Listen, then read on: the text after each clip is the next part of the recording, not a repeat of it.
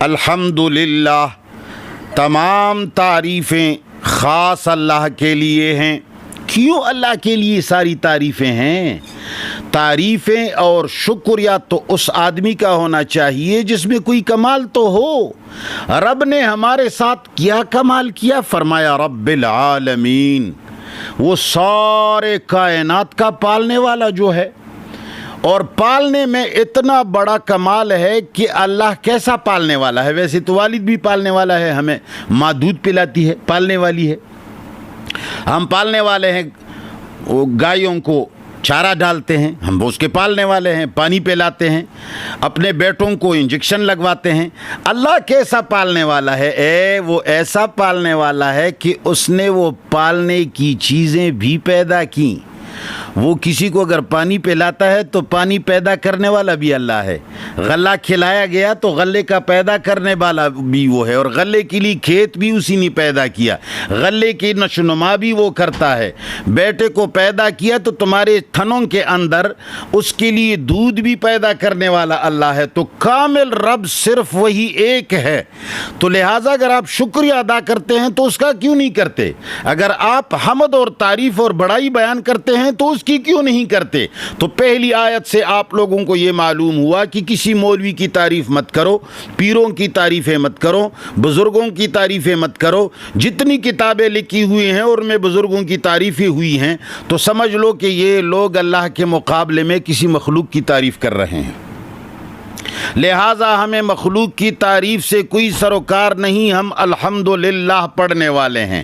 ہمارے سامنے تعریف کرو اللہ کی، وہ کتاب پڑھو جس میں اللہ کی تعریف ہو، وہ کتاب سنو جس میں اللہ کی بڑائی ہو، اس آدمی کا سپیچ سنو اور گفتگو سنو جس میں اللہ کی بڑائی ہو۔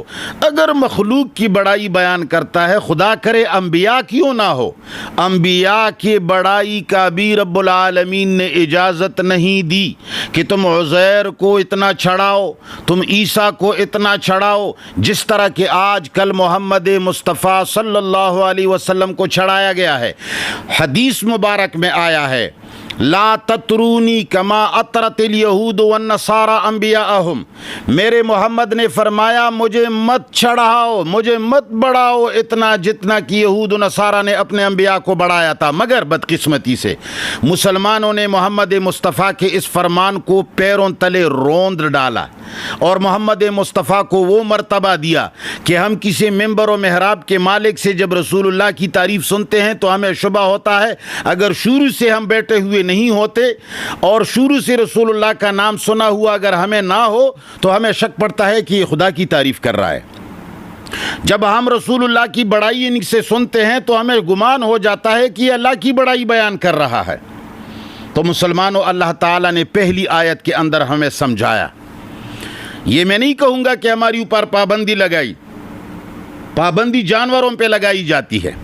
جو چار ٹانگوں والے ہوتے ہیں ان کو باندھنا پڑتا ہے کہ اس در مت جاؤ۔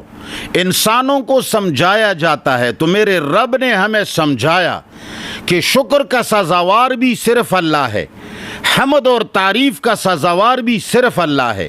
اگر کہیں ممبر اور محراب کے اندر اللہ کے علاوہ کسی اور کی تعریف ہو رہی ہے تو تم وہاں سے اٹھو، وَإِنَّكُمْ إِذًا مِثْلُهُمْ، اگر تم وہاں سے نہیں اٹھے اور اس آدمی سے بیکاٹ نہیں کیا تو پھر تو بھی اسی طرح چار ٹانگوں والا ہے۔